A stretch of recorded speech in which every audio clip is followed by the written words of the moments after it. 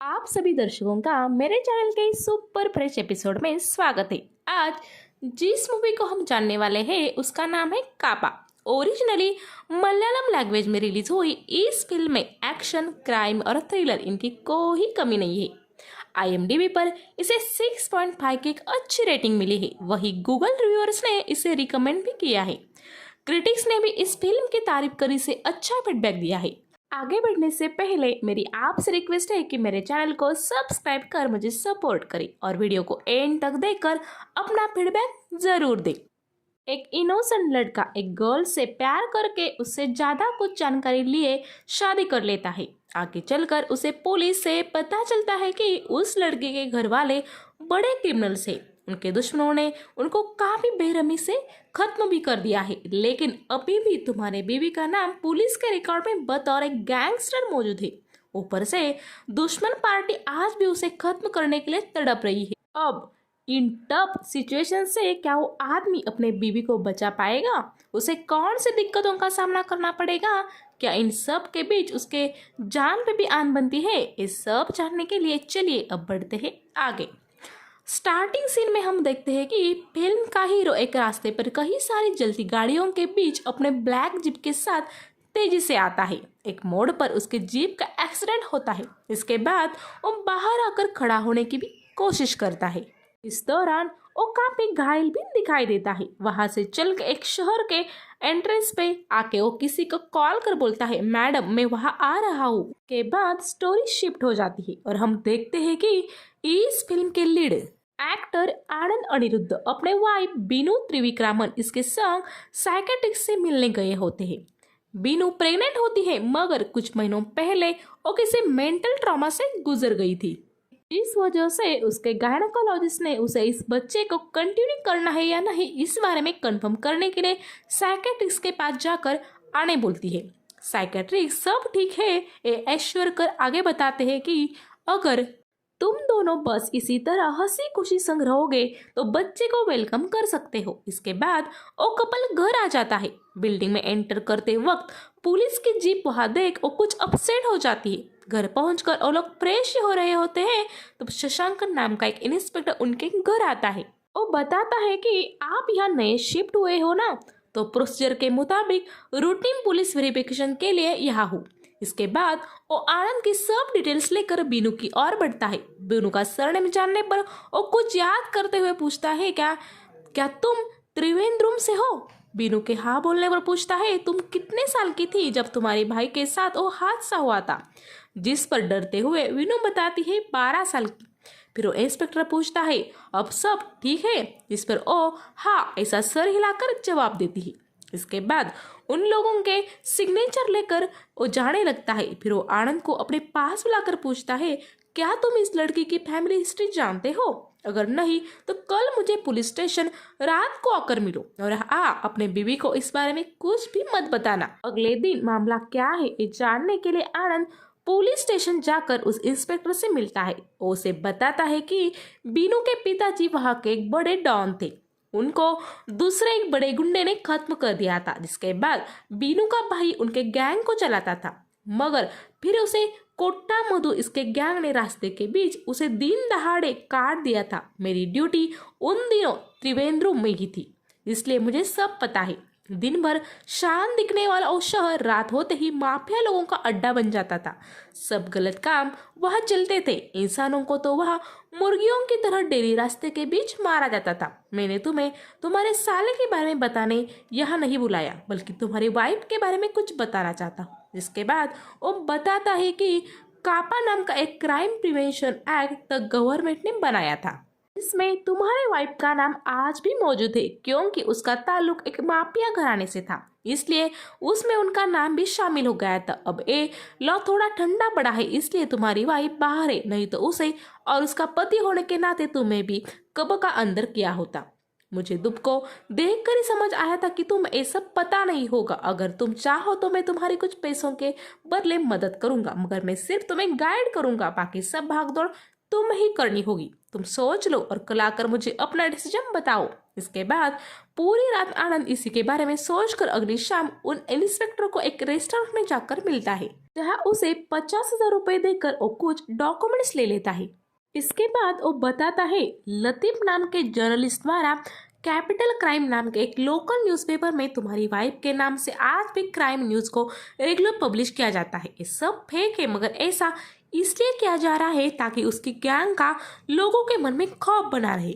लतीफ का भांजा नजीर तुम्हारे साले के अंडर काम करता था। तुम्हारे साले के मर्डर बाद नजीर दुबई चला गया और आज भी वही है। इसी बीच वो उसे बताता है कि अब वहाँ सबसे बड़ा डॉन है कोट्टा मधु। उसने अपने सब दुश्मनों को एक एक कर खत्म कर दिया है। काफी खूंखार दरिंदा है वो। अगर तुम उस मधु का चैप्टर क्लोज कर सको तो तुम्हारे वाइफ का नाम इस लिस्ट में से निकल सकता है। ये सुनकर आनंद उनको बोलता है आप तो मुझे सांप के बिल में हाथ डालने बोल रहे हो। जिस पर इंस्पेक्टर बताता है अपने वाइफ को बचाना चाहते हो तो ये करना ही पड़ेगा और विश्वास रखो मैं तुम्हें ऐसा गाइड करूंगा कि एक काम तुम्हारे लिए आसान हो जाएगा। इसके बाद आनंद उन्हीं की सलाह पर त्रिवेंद्रम के कलेक्टर ऑफिस जाकर प्रमिला मैडम से मिलने की कोशिश करता है। डेप्यूटी कलेक्टर पोस्ट पर काम करने वाली प्रमिला मैडम तो अपने मर्जी की मालिक होती है। उनका रौब तो कलेक्टर से भी ज्यादा होता है। उनके संग हमेशा 2 गुंडों जैसे बॉडीगार्ड्स रहते हैं। ऑफिस कब आना है कब जाना है इसके बारे में प्रमिला पर कोई रेस्ट्रिक्शन नहीं होती। करीब 3 दिन प्रमिला से मिलने आनंद उस ऑफिस जाता है, मगर वह आती ही नहीं। इसी बीच वो 2 गुंडे जो प्रमिला के बॉडीगार्ड्स होते हैं वो आनंद को पकड़कर एक गाड़ी में बिठाकर प्रमिला से मिलने ले जाते हैं। रास्ते में तुम कौन क्या काम है इस बारे में भी पूछताछ होती है, जिस पर आनंद सिर्फ उन्हीं को बताऊंगा ये बोलता रहता है। एक सुनसान जगह पर बसे एक बंगलों के बाहर जाकर गाड़ी रुक जाती है, जिसके बाद आनंद को अंदर भेज दिया जाता है।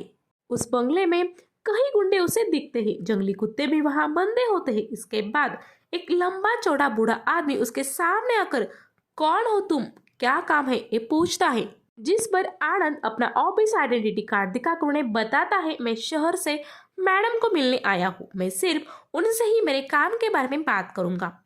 प्लीज मुझे उनसे मिलवा दो। ये सुनकर वो बूढ़ा आदमी भड़क जाता है और वहां खड़े लोगों को भगा दो इसको ये बोलता है। बाहर का शोर सुनकर प्रमिला अंदर से क्या हो रहा है ये पूछती है, पर वो आनंद को अंदर भेजने बोलती है। आनंद अंदर जाकर देखता है कि वो अपने बेटे को खाना खिला रही है। आनंद उन्हें बताने लगता है कि मैं बीजू का पति हूँ। इसके बाद वो इंस्पेक्टर से जो कापा लॉ के बारे में पता चला वो भी बताता है। इसके बाद वो उसे बोलता है कि आप प्लीज मधु भाई को बता दो कि बीजू को कुछ न करे, वो इनोसेंट है और इन सब झमेले में पड़ना नहीं चाहती। ये सब सुनकर वो बूढ़ा आदमी गुस्से से अंदर आ जाता है और बोलने लगता है साले तू तो अपोजिट गैंग का आदमी है। तेरे साले ने मुझ पर भी जानलेवा हमला किया था। अभी मधु यहाँ होता तो तुझे अब तक उसने जिंदा काट दिया होता। इसके बाद उसे वहां से निकाला जाता है। आनंद गिड़गिड़ाकर प्रमिला से मदद मांग रहा होता है और उसके वाइफ को माफ कर देने बोल रहा होता है। ये नजारा देखकर प्रमिला भी शांत हो जाती है। अगले दिन आनंद अपने पत्नी बीजू को अपने अलुआ भेज देता है, जहां आनंद के माता पिता रह रहे होते हैं। वो अभी घट रही सब बातों से उसे अनजान रखना चाहता था, क्योंकि उनके आने वाले बच्चे पे कोई असर ना हो। उसे ट्रेन में बिठाकर जब वो स्टेशन के बाहर ही निकल रहा होता है तब उसे वही लोग खड़े दिखते हैं जो उस दिन प्रमिला के घर के बाहर थे। इसके बाद वहाँ एक कोने में कोट्टा मधु भी उसे बैठा दिखता है। मधु उसे वीडियो कॉल लगाकर दिखाता है कि तेरी वाइफ के सीट के पास मेरे कुछ लोग मौजूद हैं, तो बताओ तुमने मेरी पत्नी से मिलकर ये सब बातें बताने की कोशिश किसके कहने पर की। इस पर आनंद किसी के नहीं ऐसा बोलता है। फिर वो बताता है कि मुझे सिर्फ अपने पत्नी का नाम कापा लिस्ट में से हटाना था, जो बात शशांक इंस्पेक्टर ने बताई थी, इसलिए मैं प्रमिला मैडम के पास आया था। इस पर मधु बोलता है और कौन लोग है तेरे पीछे। जिस पर आनंद बोलता है कोई नहीं, मैं कोई झगड़ा नहीं करना चाहता।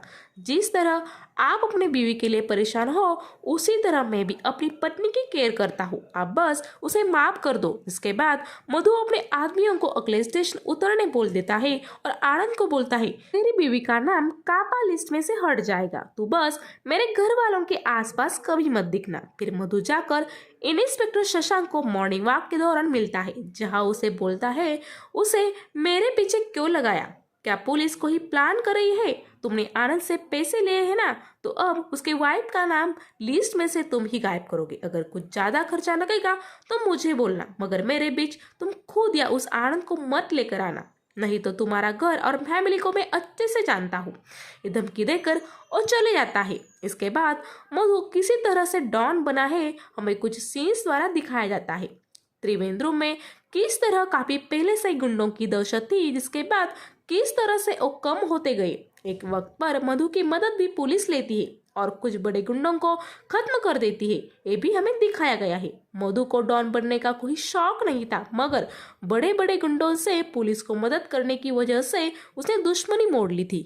अंत में अपनी जान बचाने के लिए वो डॉन ही बन जाता है। मधु ने सब गुंडों को खत्म कर अपनी ताकत तो साबित कर दी थी, मगर वो कभी किसी कमजोर को तकलीफ नहीं देता था। अपने साथ काम कर रहे लोगों के परिवार वालों को भी अच्छे से ख्याल रखता था। ये हमें दिखाया गया है। धीरे धीरे मधु इन सब काले धंधों से बाहर निकलकर पॉलिटिक्स में जाने के बारे में सोच रहा होता है। ये हमें दिखाया जाता है। इसी बीच आनंद को वही शशांक इंस्पेक्टर मिलकर पूछता है, क्या मधु तुम्हें मिला था? क्या तुम किसी और से भी मधु के बारे में जानते हो? जिस पर आनंद ना बोल देता है। फिर वो उसे बताते हैं कि तुम्हें डीसीपी के पास जाकर अपनी वाइफ का लिखा एक बयान देना होगा जो मधु के खिलाफ होगा, और वो मेरी जान लेना चाहता है, ये उसमें लिखा होगा। अगले दिन आनंद वही लेटर को लेके खुद डीसीपी से मिलता है, मगर डीसीपी बीजू को खुद यहाँ स्टेटमेंट देने आना होगा, ऐसा बताता है। इसके बाद वहाँ के एक इंस्पेक्टर को वो ये सब मामला देखने बोल देता है और आनंद को उनके संग जाने बोल देता है। आनंद उस इंस्पेक्टर से बात करने लगता है, मगर वो इंस्पेक्टर सीधे चलते चलते ऑफिस के पीछे आ जाता है। वहाँ आकर वो आनंद को बताता है, तुम ये सब मत करो, तुम बीजू का नाम लिस्ट में से हटवाना चाहते हो ना, वो मैं कर दूंगा। तुम अब बस कुछ दिनों के लिए अपने घर से बाहर मत निकलो, तुम्हें लतीफ चाचा कॉल करेंगे, उसी के बाद घर से बाहर निकलना। और जर्नलिस्ट लतीफ क्या? ऐसा आनंद के पूछने पर ओ इंस्पेक्टर हाँ बोलता है, जिस पर आनंद बोलता है, ओ तो मुझे जानते भी नहीं, और वो ही तो बीजू के फेक न्यूज को छापते हैं, फिर वो क्या मेरी मदद करेंगे? उसके बाद और इंस्पेक्टर बताता है कि मधु के साथ एक बड़ा कांड आज होने वाला है, हमें उसका मामला खत्म करना है, तुम बस अब यहाँ से चले जाओ, तुम्हारा काम हो जाएगा। उसके बाद आनंद वहां से लौट रहा होता है, तब उसे लगता है मधु के बारे में प्रमिला को ये बात बता दूं, शायद वो मेरी कुछ मदद ही कर दे। इसके बाद वो गूगल से प्रमिला के ऑफिस का नंबर सर्च कर उनसे बात कर मधु के साथ कुछ होने वाला है ये बात बताता है।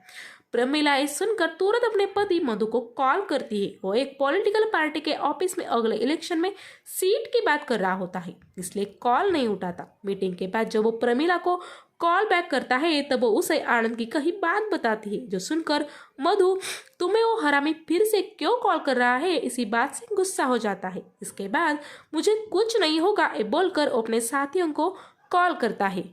तब उसे समझ में आता है कि उन लोगों के गाड़ियों को जानबूझकर ट्रैफिक में उलझाया गया है। इसके बाद एक ट्रक उसके जीप की ओर आ रही होती है, मगर मधु वक्त रहते मुड़ जाता है। इसके बाद वो अपने साथियों को कॉल कर बताता है कि कुछ तो गड़बड़ है, मैं देख लेता हूँ, अगर बच गया तो फिर से मिलेंगे। इसके बाद प्रमिला को मधु का खास आदमी इक्का कॉल कर बताता है कि मधु की जान खतरे में है, आप अपने बेटे को स्कूल से लेकर घर चले जाओ। उधर बच्चे को कोई स्कूल से अगवा कर ले जाता है। मधु काफी जबरदस्त तरीके से अपने ऊपर के हमले को नाकाम कर देता है। इसके बाद वो अपनी गन को एक पेट्रोल पंप में रेत के बकेट में डालकर आगे बढ़ता है, जहाँ उसे पुलिस की नाकाबंदी दिखती है। उसकी गाड़ी चेक करने पर उन्हें कुछ भी नहीं मिलता। इसके बाद मधु वहां से तुम लोगों का प्लान आज काम नहीं कर गया ऐसा टॉन्ट मारकर चला जाता है। ये सब प्लान फेल होने पर लतीफ अपने प्रेस में गुस्सा हो जाता है। दरअसल उसने तो अपने अखबार में मधु के मौत की खबर भी छापने शुरू की थी। वही वो इंस्पेक्टर जिसने आनंद को बताया था कि आज मधु के साथ बड़ा कांड होने वाला है, वो भी मधु बच गए ये पता चलने पर नाराज हो जाता है। इसके बाद मधु घर आता है। प्रमिला रोते हुए उसके गले लग जाती है। इक्का भी इस हमले की वजह से डरा हुआ होता है और उसके नजर में मधु को लेकर फिक्र दिख रही होती है। इसके बाद प्रमिला अपने घर आनंद को बुला लेती है, फिर उसे मधु से मिलवाकर वो बताती है कि इसने जो मुझे न्यूज दी थी उस वजह से आज तुम जिंदा हो। जो सुनकर मधु ज्यादा इम्प्रेस तो नहीं होता, मगर आनंद को डिनर करने रुक जाओ ऐसा बताता है।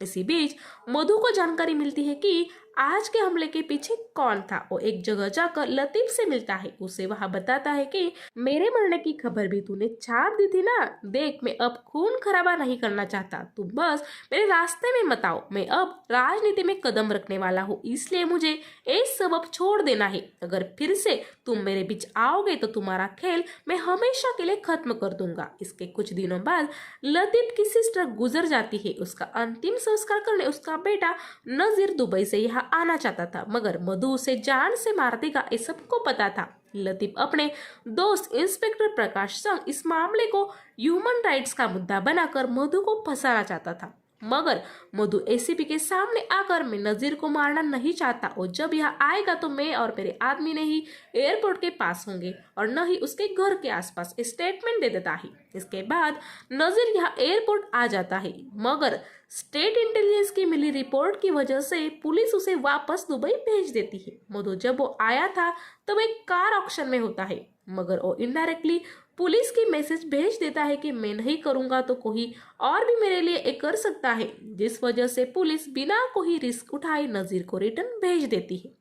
इस बात से लतीफ को काफी इंसल्टिंग फील होता है। वो इसके बाद मधु का बदला लेना चाहता था, मगर कैसे वो उसे समझ नहीं आ रहा था। इसी बीच आनंद को वहां मिलकर मैं बीजू का नाम कपा लिस्ट में से हटवा दूंगा, तुम बस ये होने के बाद वापस चले जाओ, ये सब बता देता है। कुछ दिनों बाद नए लिस्ट में मधु का नाम नहीं होता। उसके बाद आनंद अपनी यहाँ की जॉब छोड़ अपने घर लौट जाता है।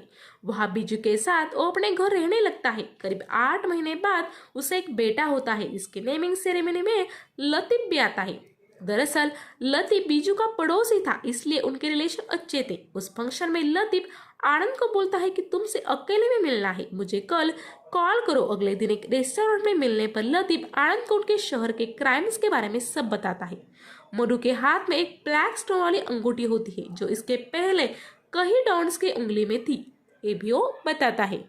के बाद तुम्हारे उस शहर छोड़ने के बाद मधु के ऊपर पुलिस वाले और रेत का कॉन्ट्रैक्टर एक अटैक प्लान करते हैं, जिसमें से मधु बच जाता है, मगर वो इस हमले का कसूरवार मुझे भी समझ रहा है, ये वो बताता है। अब मधु ने मेरी पूरी प्रेस जला दी है और मुझे उस शहर में दोबारा कदम न रखने के लिए बोला है।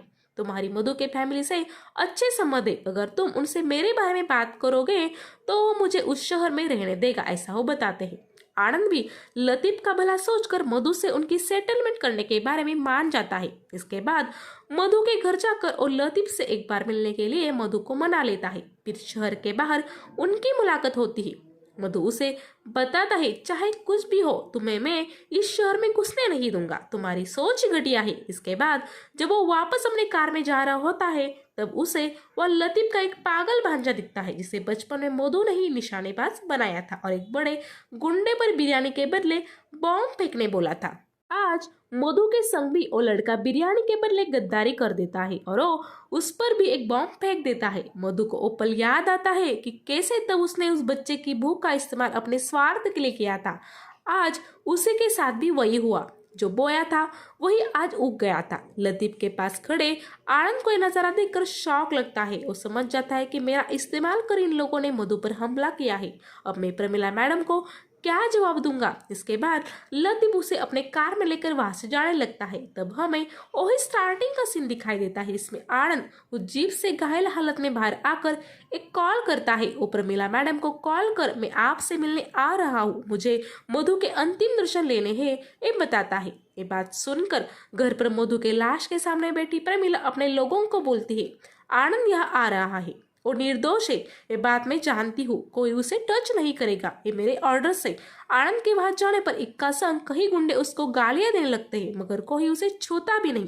मधु के दर्शन लेकर वो प्रमिला को बोलता है, ये सब मुझे कुछ भी नहीं पता था, लतीफ और पुलिस ने मेरा इस्तेमाल किया। जिसके बाद प्रमिला उसे बोलती है, अब जो है वो हम लोग देख लेंगे, तुम अपनी जिंदगी में लौट जाओ और दोबारा यहाँ कभी मत आना। कुछ दिनों बाद हम देखते हैं कि मधु की कुछ चीजें पुलिस फॉरेंसिक जांच के बाद घर आकर लौटा देती है, जिसमें वो ब्लैक स्टोन वाली अंगूठी नहीं होती जो उस शहर के डॉन्स के उंगली में घूमती थी। ये देखकर प्रमिला समझ जाती है कि कोई और डॉन बन गया है और वो इस शहर में अपनी हुकूमत चलाने वाला है। इसके बाद अपने नौकरी का इस्तीफा देकर वो अपने गेटअप को चेंज करे मधु की तरह सर पर टीका लगा देती है। फिर वो इक्का की मदद से सब धंधे की डोर संभाल लेती है और एक मधु की स्टाइल में निडर होकर काम करने लगती है। इसी बीच आनंद को एक बार कॉल करती है और उसके पत्नी बीजू संग बात करना है ये बताती है। तब वो उसे बताती है कि मधु के उंगली में जो अंगूठी थी उसका पता नहीं लग रहा। अगर वो तुम्हारे पास है तो मैं बता दूं कि वो ज्यादा दिन तुम्हारे पास नहीं रहेगी, क्योंकि अब मैं मधु की जगह ले चुकी हूँ। ये सुनकर बीजू हंसने लगती है और बोलती है, आज तक तुमने सिर्फ मधु को राज करते हुए देखा था, अब तुम किसी और को भी राज करते हुए देखोगी। फिर हमें दिखाया जाता है कि इन सब मामले में बीजू भी शामिल थी। उसी ने सेटिंग लगाकर अपना नाम कापा लिस्ट में डाला था। फिर पुलिस को आनंद से मिलवाया था। आनंद को मधु के फैमिली के करीब ले जाने का प्लान भी उसका ही था। मधु के ऊपर 2-3 बार हमला भी उसी ने करवाया था। इसके बाद नेमिंग सेरेमनी के दिन उसी ने लतीफ को आनंद को वहां भेजकर सेटलमेंट करने के बारे में बोला था। में आखिर में ये दिखता है कि अब एक जंग मर्दों से लेकर औरतों में शुरू हो गई थी। सत्ता की लालच इंसान में जगी जाती है। इसी नोट के साथ अब करती हूँ इस वीडियो को एंड। आप सभी खुश रहिए, हंसते रहिए, इसी दुआ के साथ आपसे लेती हूँ विदा। Good bye.